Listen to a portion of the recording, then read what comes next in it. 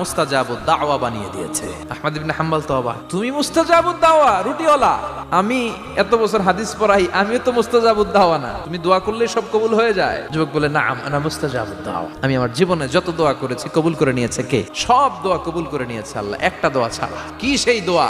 যুবক এবার বলতে শুরু করলো, আমার জীবনে যে দোয়াটা আল্লাহ কবুল করে নাই সেটা হচ্ছে আমি আল্লাহর কাছে অনেক চেয়েছি, অনেক দোয়া করেছি, যে আল্লাহ শুনেছি এই জামানার সবচেয়ে বড় মুহাদ্দিস, তার নাম নাকি ইমাম আহমদ ইবনে হাম্বল, আল্লাহ তোমার কাছে আমার চাওয়া আমি যেন এই ইমাম আহমদ ইবনে হাম্বলের দেখে মরতে পারি।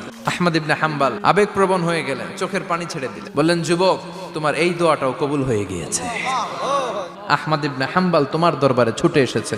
যুবক চোখের পানি ছেড়ে দেয়, যুবক চিৎকার মেরে ইমাম আহমদ ইবনে হাম্বলকে জড়িয়ে ধরে, হাতে হাত রেখে মুসাফা করে, কপালের মধ্যে চুমু খায় আর আল্লাহর শুকরিয়া করে বলে, ও ইমাম, আসলে এই দোয়াটাও আল্লাহ আজকে কবুল করে নিল।